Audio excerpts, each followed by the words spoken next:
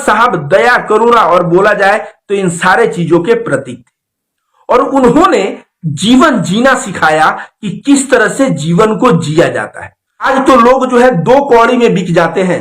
ये नुपुर शर्मा और ये सब जो देखा जाए, यति नरसिंहानंद, ये दो कौड़ी वाले लोग हैं। 2 करोड़ का घोटाला यति नरसिंहानंद किया। तो समझिए कि क्यों आखिर मुसलमान इनसे इतना प्यार करता है। बताइए, इतना बड़ा त्याग का प्रतीक कभी आपने देखा है? हिंदू धर्म के अनुसार hell and heaven are the state of being, स्वर्ग और नर्क हमारी जो है ना मानसिक अवस्था है। और मानसिक अवस्था जब आप धन्यवाद बोलेंगे, जब ईश्वर की कृपा से बोलेंगे, अल्हम्दुलिल्लाह बोलेंगे, तो बिल्कुल आप, तो बताइए इतना अच्छा जो आज के साइकोलॉजिस्ट कह रहे हैं कि सुबह उठ के 4 चीजों को धन्यवाद दीजिए, धन्यवाद से अपना जीवन की शुरुआत करिए। यह बात मोहम्मद साहब आज से 1400 वर्ष पहले कह के चले गए थे। तो आप लोगों को मैं क्या बताया, यह त्याग के प्रतीक थे। इन्होंने जीवन जीने का तरीका सिखाया।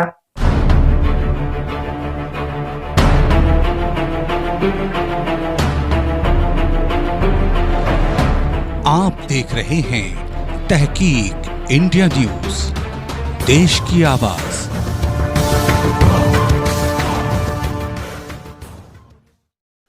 दोस्तों नमस्ते, मेरा नाम रविकांत भारती है। आप लोगों के बीच में लाइव हूं। मोहम्मद साहब के जीवन से मैंने कुछ चीजें निकाला है, उसके बारे में मैं बताऊंगा और मैं बताऊंगा कि क्यों मोहम्मद साहब से एक मुसलमान बेइंतहा प्यार करता है। और मैं ये भी बताऊंगा कि मोहम्मद साहब त्याग के प्रतीक थे, ईमानदारी के प्रतीक थे। क्षमा कोई उनसे सीखे कि क्षमा कैसे दिया जाता है। और मोहम्मद साहब दया, करुणा और बोला जाए तो इन सारे चीजों के प्रतीक थे और उन्होंने जीवन जीना सिखाया कि किस तरह से जीवन को जिया जाता है। शुरुआती दिनों में अरब में, अब तो इस्लाम पूरे विश्व में फैला है। अरब का जो सिविलाइजेशन है वह मोहम्मद साहब से शुरू होता है। आप बताइए, मोहम्मद साहब के पहले आप एक भी नाम बता पाएंगे अरब देश के लोगों का? नहीं बता पाएंगे। मोहम्मद साहब ने जो जिक्र किया उसके आधार पर हम बता सकते हैं इस्माइल अलैहिस्सलाम, इब्राहिम अलैहिस्सलाम, ईसा अलैहिस्सलाम और तमाम चीजें हम बता सकते हैं। तो आइए जानते हैं कि मोहम्मद साहब त्याग में क्या किया था। वो कई दिनों तक भूखे रहे थे और वो तो छोड़िए, सब भूखा रहना आम बात है। हम लोग भगवान राम को कहते हैं कि वो अपना राज्य छोड़ के, राजा का एक पद छोड़ के वो वनवास चले गए। कितने बड़े त्यागी थे।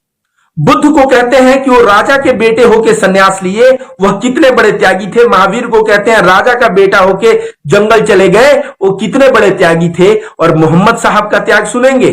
कुरैश के लोगों ने बुलाया और बोला आप चाहते क्या हो? आप पैसा चाहते हो तो पूरा का पूरा धन इतना दे दिया जाएगा कि वो धन बहुत ज्यादा होगा। अगर तुम नाम चाहते हो आप, तो आपका बहुत ज्यादा नाम ये किया जाएगा। उन लोगों ने कहा कि अगर आप चाहते हो पद, तो आपको हम लोग कबीले का सरदार बना देंगे और आपसे बिना पूछे एक पत्ता तक नहीं हिलेगा। मोहम्मद साहब का जवाब क्या था पता है? मोहम्मद साहब ने कहा कि तुम एक हाथ में चांद और दूसरे हाथ में सूरज रख दो तो भी मैं जो कर रहा हूं उस चीज को करूंगा। मेरा ईमान जो है, सोचिए कितनी बड़ी ईमानदारी वाली बात है कि आज तो लोग जो है 2 कौड़ी में बिक जाते हैं। ये नुपुर शर्मा और ये सब जो देखा जाए, यति नरसिंहानंद, ये 2 कौड़ी वाले लोग हैं। 2 करोड़ का घोटाला यति नरसिंहानंद किया।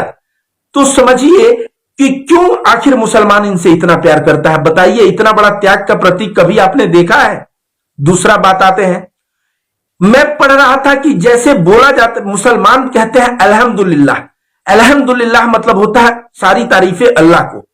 तो बोला जाता है कि जो व्यक्ति कृतज्ञ रहेगा वह व्यक्ति ज्यादा खुशहाल रहेगा। एग्जाम्पल के तौर पे हिंदू धर्म कहता है कि कृतज्ञता मतलब स्वर्ग और आरोप मतलब नर्क। मुसलमान पता है, मोहम्मद साहब की जिंदगी में पढ़ रहा था तो शुरुआत के दिनों में एक आया जिसमें इब्राहिम अलैहिस्सलाम आते हैं इस्माइल अलैहिस्सलाम के घर, और वहां आते हैं तो उनकी पत्नी रहती है और उनके पत्नी से पूछते हैं पति कहां है तुम्हारा? वो कहती है बाहर गया हुआ है। तो पूछते हैं तुम्हारा जीवन कैसा चल रहा है? तो कहती है अरे मेरे जीवन में बहुत आर्थिक कमी है, बहुत तंगी चल रही है, और 10 तरह की कमियां गिनाती है, आरोप लगाती है। वो कहते हैं कि जब इस्माइल आए तो उनको कह देना कि उनके दरवाजे का चौखट बदलना है। वो आए इस्माइल तो औरत जैसे बताई, वो बोले वो मेरे पिता आए थे और मुझे बोल के गए हैं कि डिवोर्स के लिए। इस्माइल अलैहिस्सलाम डिवोर्स दे दिए। दूसरी शादी जब किए तो फिर इब्राहिम आए मक्का इस्माइल जी के घर, और इब्राहिम अलैहिस्सलाम आके पूछते हैं उनकी पत्नी से, नई पत्नी से, तुम कैसी हो? तो अच्छे, तुम्हारा जीवन कैसा चल रहा है? तो कह रही है कि अल्हम्दुलिल्लाह जीवन बहुत अच्छा चल रहा है, अल्हम्दुलिल्लाह मेरे पति अच्छे, अल्हम्दुलिल्लाह मेरे ये अच्छे हैं। तो कहते हैं कि अगर इस्लाम आए तो उनको बोल देना कि वो दरवाजे का चौखट रखे। इसका मतलब समझिए, हिंदू धर्म में हम लोग भी कहते हैं कृतज्ञता का बहुत बड़ा महत्व है, धन्यवाद का बहुत बड़ा महत्व है। सोचिए, जीवन जीने का खुशहाल तरीका अल्हम्दुलिल्लाह में है। और यह तरीका कौन बताया? यह तरीका कौन बताया? यह तरीका मोहम्मद सल्लल्लाहु अलैहि वसल्लम बताए। आपको यह भी बता दें कि हिंदू धर्म में हमारे आश्रम में एक सन्यासी, जो आश्रम हिंदू धर्म का होता था, उसमें शिक्षा दे रहे थे। तो एक छात्र दौड़े दौड़े शिष्य आता है और कहता है, गुरुजी एक अच्छा खबर है, दक्षिणा में गाय मिली है, अब हम लोगों को दूध पीने को मिलेगा। तो गुरुजी खड़े हो जाते हैं और बोलते हैं, ईश्वर का लाख लाख शुक्र है, हमें अब दूध पीने को मिलेगा। 4 दिन बाद वह शिष्य दौड़े दौड़े आता है और गुरुजी बाकी शिष्यों को पढ़ा रहे होते हैं और कहते हैं, जो व्यक्ति गाय दिया था वह वापस लेके चला गया। गुरु बोलते हैं, ईश्वर का लाख लाख धन्यवाद, आज से हम लोगों को गोबर साफ करना नहीं पड़ेगा।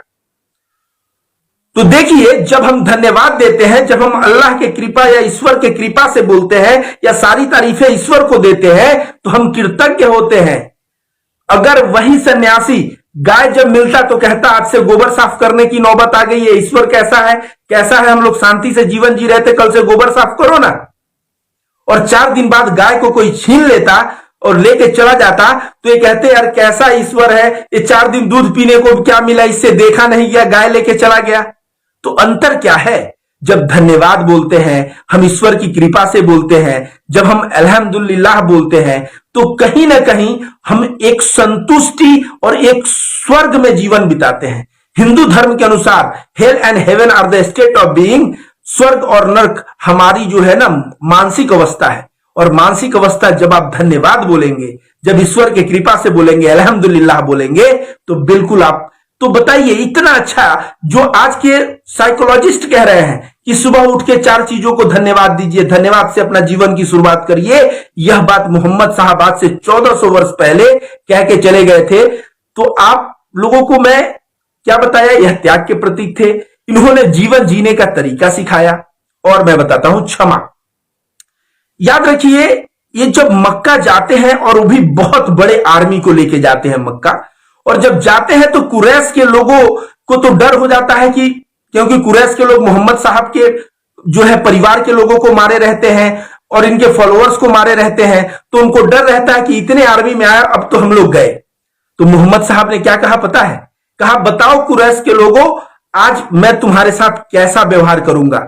मक्का के लोगों से जब ये बात कहा, तो मक्का के लोग, कोई कह रहा है कि आप मार देंगे, कोई कह रहा है आप दिल बड़े हैं, आप छोड़ देंगे।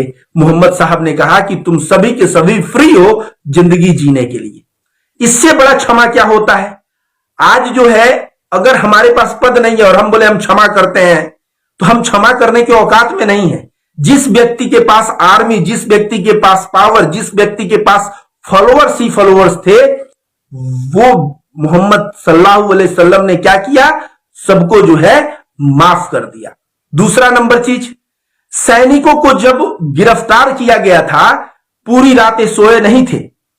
जब इनसे पूछा गया कि आप सोए क्यों नहीं है, ऐसे रात को बेचैनी में टहल क्यों रहे, तो इन्होंने कहा, मैं कैसे सो जाऊं जब उन लोगों को, उन भाइयों का जो हाथ जो है बांधा हुआ है, मैं कैसे सो जाऊं उनको इस कष्ट में देख के। तो कोई क्षमा जो है मोहम्मद साहब से सीखे। इसके बाद मैं बताता हूं, आइए बात करते हैं प्यार की बातें। वो जो है आज तक डेल कार्नेगी आज सिखाता है कि कोई बात करे तो उसकी आंखों में देखो, कोई बात करे तो थोड़ा सर झुका के और उसकी तरफ देखते रहो और ऐसे करते रहो ताकि उसको लगे कि हां सुन रहे हो, उसको सम्मान दे रहे हो। मोहम्मद साहब अपने जीवन काल में आज तक ऐसी घटना नहीं हुई कि कोई सामने से व्यक्ति कह रहा हो और वहां से अटेंशन हटा के एक किसी दूसरे से बात करने लगे हो और उसको बोले हो बोलो। गरीब हो चाहे अमीर हो, राजा हो चाहे रंक हो, जब वह बोलता था तो मोहम्मद साहब बहुत ही ध्यान से उसकी बातों को सुनते थे। आज जो डेल कार्नेगी बता रहे हैं, ये मोहम्मद साहब बहुत दिन पहले बता के चले गए। पूरे जीवन इनकी जो वॉइस है यह बहुत ही विनम्र स्वभाव और विनम्र आवाज के व्यक्ति थे, बहुत ही विनम्रता पूर्वक बात करते थे। हम लोग बात करते हैं सम्मान की कि भाई सम्मान दो, पैर छूते हैं सम्मान दो, हम लोग सम्मान की बात करते हैं। पता है सम्मान देने से हिंदू लोग मानते हैं यहां आज्ञा चक्र होता है और आज्ञा चक्र जो है अच्छा रहेगा, इसलिए हम लोग कहीं भी देखेंगे कोई भी मंदिर तो ऐसे ऐसे हम लोग करने लगते हैं। इस्लाम में क्या है, इस्लाम में लोग अपने बच्चों को आप कह के बात करते हैं, ये भी तो एक सम्मान का एटीट्यूड है।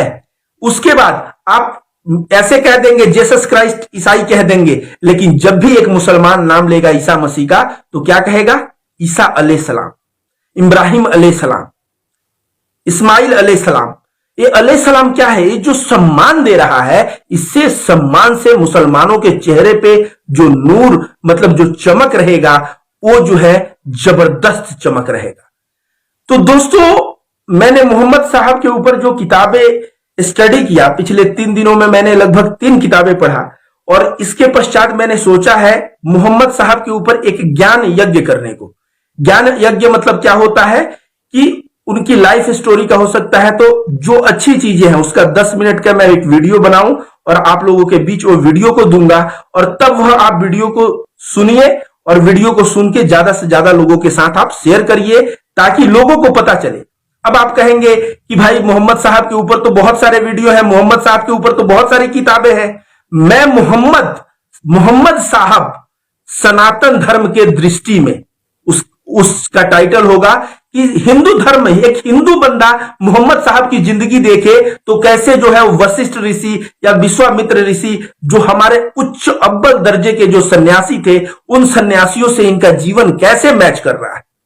आप सभी को बता दे, इन्होंने कहा कि जब सोचिए ऐसा एक जगह मैं पढ़ रहा था, उसमें लिखा है कि पानी था और एक बंदे को प्यास लगा तो वो दूसरे बंदे को दे दिया कि पहले तुम पी के मुझे दो, फिर वो बंदा प्यासा है लेकिन वो और प्यासे को दे दिया कि तुम पी के मुझको दो। इस तरह का त्याग जो है ना, और बाबा साहब अंबेडकर भी बहुत बड़ी बात लिखे हैं। वो लिखे हैं कि किस तरह से इस्लाम के लोगों ने पूरे विश्व के अलग अलग जगहों पर राज क्यों किया, पता है? क्योंकि जो बंदा इस्लाम से जुड़ जाता था ना, उसके लिए पूरा का पूरा कौम खड़ा हो जाता था और जो है वो अकेला महसूस नहीं करता था, और इसलिए जो है वे लोग जो है पूरे विश्व में अगर देखा जाए तो अलग अलग जगहों पे राज किया है। बाबा साहब अंबेडकर ये भी कहते हैं कि हिंदू धर्म में ब्राह्मण बोलेगा क्षत्रिय नीचे है तो क्षत्रिय और ब्राह्मण की लड़ाई सदा से है, क्षत्रिय बोलेगा कि वैश्य नीचे है। एक तो झगड़े हुए हैं, क्षत्रिय कहता है कि ब्राह्मण हमारा हमको देखते हाथ उठाए और ब्राह्मण कहता है क्षत्रिय देखते हाथ उठाए। तो हिंदू धर्म में चारों वर्णों में लड़ाई थी, तो उसमें अगर एक कोई दलित है तो उसको लगता था कि मैं हिंदू हूं ही नहीं। तो मैं यही बताने का प्रयास कर रहा हूं, मैं जब पढ़ना शुरू किया तो जो औरतों का अरब में स्थिति थी वो बहुत ही बुरी स्थिति थी। अरब में औरतों को लोग जो है कई शादियां कर लेते थे, लोग अपने सौतेली मां से शादियां कर लेते थे। अलग अरब का मैं कहता हूं कोई सभ्यता ही नहीं था, सभ्यता देने वाले मोहम्मद साहब है। वहां पे जो औरतों को रिस्पेक्ट, मैं एक कहानी पढ़ रहा था, मेरे आंख में आंसू आ गया जब पढ़ रहा था।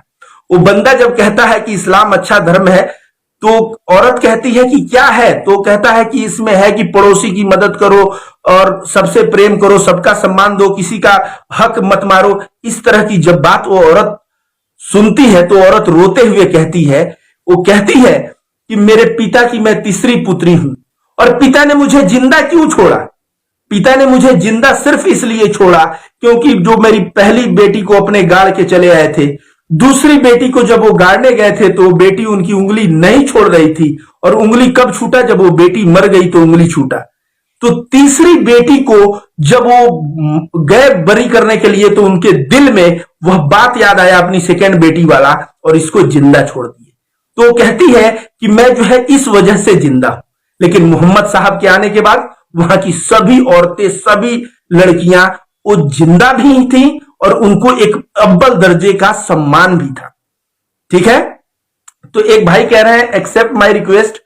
तो आप लोगों का कोई सवाल हो तो सवाल कर सकते हैं, बहुत सारे लोग। चलिए मैं ऐड कर रहा हूं आपको, कोई बात हो तो आप तो है सवाल हो तो पूछिएगा। एडिंग हो रहा है, मुझे लाइव में ले लीजिए, कमेंट पढ़ लेता हूं। लव यू ब्रदर, हिंदू मुस्लिम भाई भाई। एक भाई ने लिखा सनातन और इस्लाम एक ही है और उनका ईश्वर भी एक है, ऐसे करके लिखा है। तो अलग अलग कमेंट आ रहे हैं दोस्तों। भाई साहब को मैं ऐड किया हूं बट ऐड नहीं हो पा रहे हैं अनफॉर्चुनेटली। तो दोस्तों यही सब बातें लेके मैं आप लोगों के बीच आया था। वीडियो को मैं कहूंगा कि मैं 10-10 मिनट का एक श्रृंखला तैयार करने वाला हूं मोहम्मद साहब के जिंदगी के ऊपर, वो भी कैसे, सनातन धर्म के दृष्टिकोण में मोहम्मद साहब। तो उस वीडियो को आप लोग ज्यादा से ज्यादा शेयर करिए, लोगों मार्केट में बात पहुंचाइए। मैं चाहता हूं कि जितने हिंदू भाई उस वीडियो को देखेंगे उनके दिमाग में समझ आएगा। आज उनके दिमाग में अंतर है, वो सोचते हैं कि भाई हमारे ऋषि महर्षि ऐसे थे, और वो लोग मोहम्मद साहब की जिंदगी के बारे में कुछ जानते नहीं है। तो जब जानेंगे तब उनको जो है समझ में आएगा कि नूपुर शर्मा ने कितना बड़ा जो है गलत कार्य किया है। तो दोस्तों इसी के साथ बात को समाप्त कर रहा हूं। वीडियो को ज्यादा से ज्यादा शेयर करें। धन्यवाद।